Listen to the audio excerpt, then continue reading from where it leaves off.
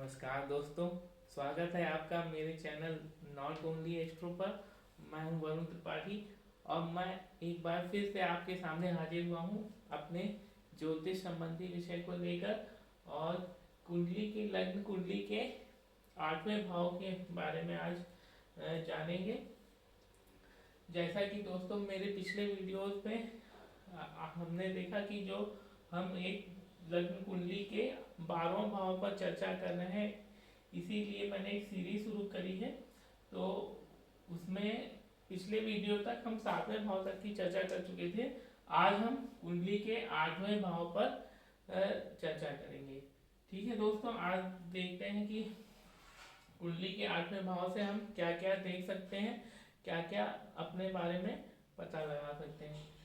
तो जैसा कि मैंने यहाँ पर मेंशन किया हुआ है कि कुंडली का 8वां भाव आयु भाव के नाम से जाना जाता है और ये कुंडली के त्रिक भावों में से एक है। त्रिक भाव दोस्तों छठे, 8वें और 12वें भाव को त्रिक भाव कहते हैं और ये जनरली अच्छे भाव नहीं माने जाते, इसलिए इनको इनको इनका एक अलग समूह बनाया जाता है, त्रिक भाव बोला जाता है छठे, 8वें और 12वें भाव को। और इसमें से 8वां भाव जो है त्रिक भाव में आता है। और अगर हम पुरुषार्थ की बात करें तो चारों पुरुषार्थों में से मोक्ष पुरुषार्थ में इसकी गणना की जाती है। कुंडली के 8वें भाव से मोक्ष को रिप्रेजेंट किया जाता है। इसमें हम देखेंगे, अगर कारक ग्रह की बात करें तो शनि ग्रह यहाँ पर कारक होता है। शनि ग्रह 8वें भाव का कारक होता है। और काल पुरुष की कुंडली में पड़ने वाली राशि, अगर हम काल पुरुष की कुंडली बनाएंगे तो वो यहाँ पर 1 नंबर आएगा। यहाँ पर मेष लग्न की कुंडली बनेगी और मेष लग्न की कुंडली के हिसाब से 1 2 3 4 5 6 7 8वीं राशि यहाँ आएगी। 8वीं राशि अर्थात वृश्चिक राशि, और वृश्चिक राशि का स्वामी मंगल। ठीक है दोस्तों, तो वृश्चिक राशि और वृश्चिक राशि के नक्षत्र इस 8वें भाव में पड़ेंगे काल पुरुष की कुंडली में। तो उसमें अनुराधा नक्षत्र जो होता है वो शनि का नक्षत्र माना जाता है। तो शनि देव का, शनि ग्रह का नक्षत्र भी इसमें पड़ता है। और काल पुरुष की कुंडली में अगर हम देखें, और कारक ग्रह भी शनि माना जाता है यहाँ का 8वें भाव का। अब हम क्या क्या देख सकते हैं कुंडली के 8वें भाव से, इसकी चर्चा करेंगे। तो जैसा कि मैंने बताया कि उपनाम हमारा कुंडली का 8वें भाव का उपनाम आयु भाव है। तो इससे आयु, किसी जातक की आयु देखी जाती है।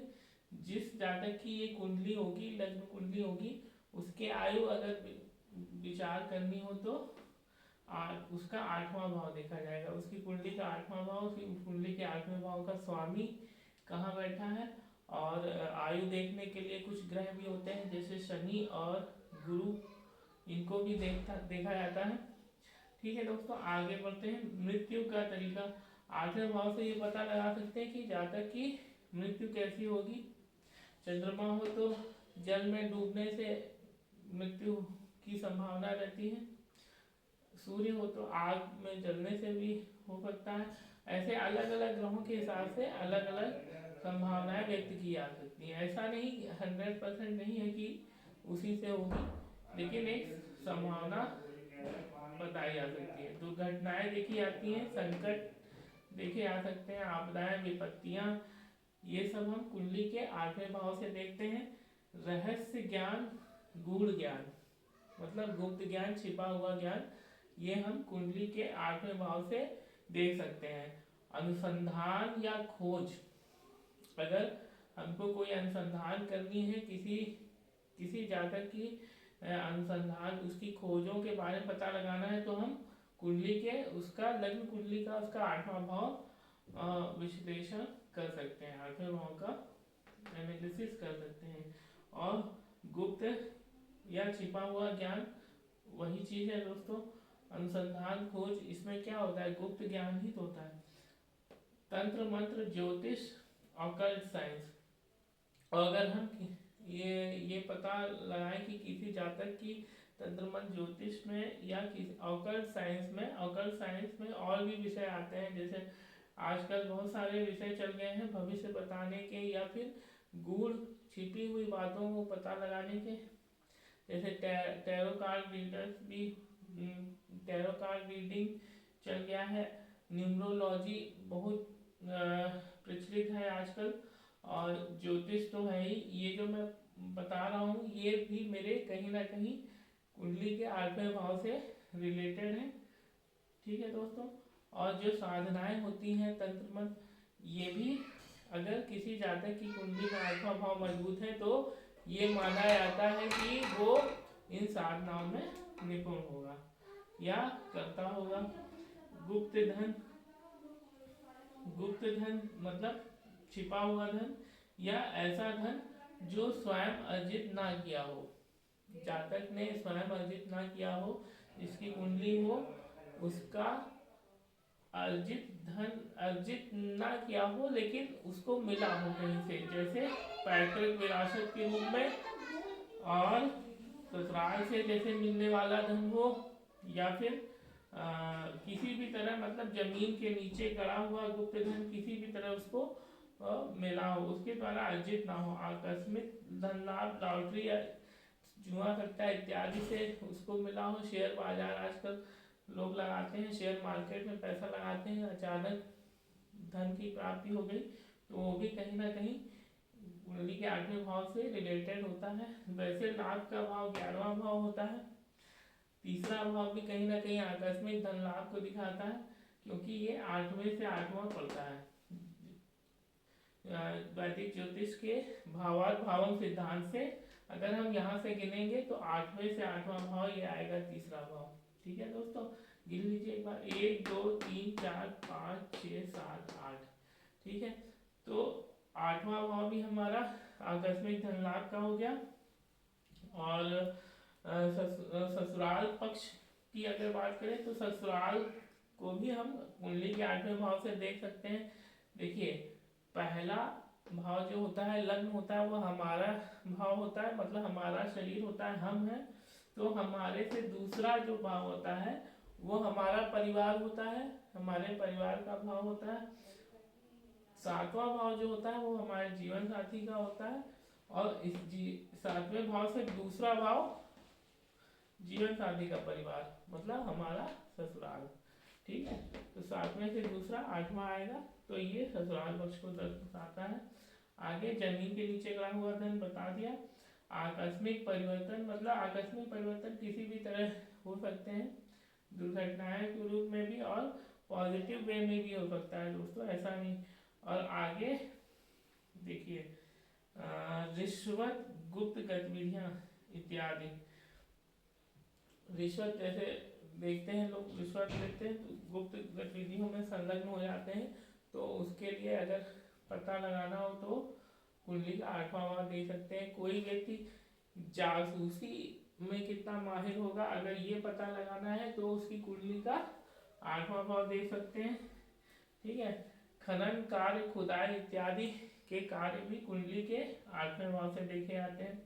समुद्री मार्ग से जल यात्रा करते हुए विदेश यात्राएं, कुंडली के 8वें भाव से विदेश यात्रा देख सकते हैं, लेकिन ऐसी विदेश यात्राएं जो जल मार्ग द्वारा की गई हो, समुद्र मार्ग द्वारा की गई हो, वो देख सकते हैं। पूर्व जन्म, किसी व्यक्ति के पूर्व जन्म के बारे में देख सकते हैं, पता लगा सकते हैं। सर्पादि दंश, सर्पादि दंश सांप द्वारा काटे जाने का जो संभावना भय रहता है वो हम कुंडली के 8वें भाव से देख सकते हैं। और दोस्तों, सर्पादि मतलब सांप, बिच्छू इत्यादि, और जो हिंसक पशु या यहाँ तक कि कुत्तों आदि द्वारा भी काटे जाने का अगर विचार देखना हो तो वो भी कुंडली के 8वें भाव से देखा जाता है कि कोई जानवर या पशु या कितनी मतलब हमला कर सकता है या चोट पहुंचा सकता है, उसकी अगर कोई संभावना बन रही है तो हम कुंडली के 8वें भाव देखकर पता लगा सकते हैं। आगे आत्मघात इत्यादि, और जो लोग आत्महत्याएं करते हैं उसको अगर देखना हो तो वो भी कुंडली के 8वें भाव से दिख जाता है। आगे व्यसन या बुरी आदतें, अगर किसी व्यक्ति की बुरी आदतों के बारे में पता लगाना हो तो कुंडली का 8वां भाव बता देगा। असाध्य रोग जैसे कैंसर इत्यादि, वो भी अगर कोई बड़ा रोग असाध्य रोग बन रहा है जिसके इलाज फाइनल स्टेज पर संभव नहीं होता है, वो कैंसर जैसे आदि रोग होते हैं, तो वो कुंडली के 8वें भाव से पता लग सकते हैं। गुप्त रोग, पेट के निचले हिस्से से संबंधित रोग, गुप्त रोग जो गुप्तांग संबंधी रोग होते हैं और पेट के निचले हिस्से संबंधित जितने रोग आएंगे वो हमारे कुंडली के 8वें भाव से परिलक्षित हो सकते हैं। संतानों का शुभ भाव, अब देखिए अब हम भावों से भाव की चर्चा करें तो पंचम भाव हमारा 5वां भाव जो है हमारी संतान का भाव होता है, और यहाँ से अगर गिनेंगे तो 1 2 3 4, तो चौथा भाव आ रहा है ये, मतलब हमारा चौथा भाव हमारा सुख, तो हमारी संतान से मतलब पंचम से चौथा भाव संतान का सुख, तो संतान को कितना सुख मिलेगा उसके जीवन में, तो वो हम कुंडली के अपने कुंडली के 8वें भाव से पता लगा सकते हैं। ठीक है दोस्तों, आगे बढ़ते हैं। शत्रुओं का पराक्रम भाव, छठा भाव से देखें तो 1 2 3, छठे से तीसरा आ रहा है, और छठा भाव हमारे शत्रुओं का होता है। और अगर हम अपने बात करें तो पहला लगन हम है, तो हमारे से तीसरा हमारा पराक्रम, तो शत्रुओं के भाव से तीसरा शत्रुओं का पराक्रम। ठीक है, तो ये शत्रुओं का हमारे शत्रुओं का पराक्रम भाव हो गया, तो ये शुभ नहीं है किसी भी तरीके से।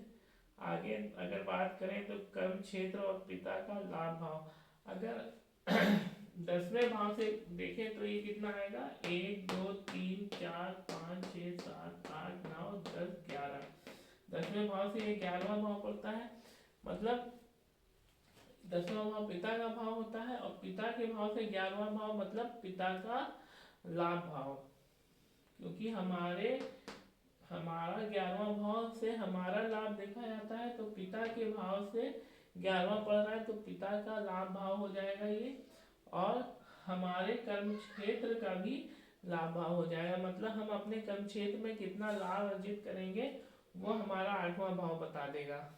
ठीक है दोस्तों, इसका सीधा मतलब यही है कि अगर हमको अपने कर्म क्षेत्र के द्वारा कर्म के द्वारा अगर लाभ कमाना है तो हमको कुंडली का 8वां भाव देखना पड़ेगा कहीं ना कहीं।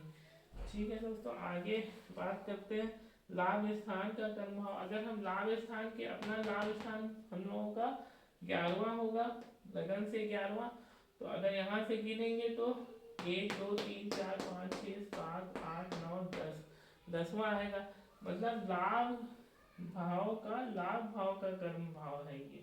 अगर हमको लाभ कमाना है तो उसके लिए क्या कर्म करने हैं वो हमारा 8वां भाव बता देगा, वो हमारे कुंडली का लग्न कुंडली का 8वां भाव बता देगा कि हमको लाभ कमाने के लिए क्या कर्म करने हैं। 8वें भाव से संबंधित जो भी चीजें हैं वो करके हम लाभ कमा सकते हैं। आगे धर्म भाव का हानि भाव, क्योंकि धर्म भाव 9वां भाव होता है, और इससे पहला मतलब इससे एक पहला मतलब इससे 12वां, यहाँ से गिनिए 1 2 3 4 5 6 7 8 9 10 11 12, 9वें से 12वां पड़ रहा है।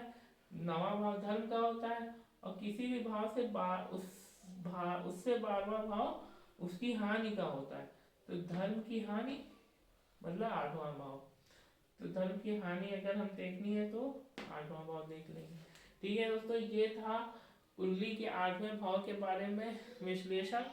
कुंडली के 8वें भाव से लग्न कुंडली के 8वें भाव से क्या क्या चीज़ों का पता लगाया जा सकता है, तो इसी तरह आगे हम बढ़ते रहेंगे और कुंडली के अन्य बचे हुए शेष भावों की चर्चा अगले वीडियो में करेंगे। तब तक के लिए मुझे आज्ञा दीजिए। आपका बहुत बहुत धन्यवाद, आभार, नमस्कार।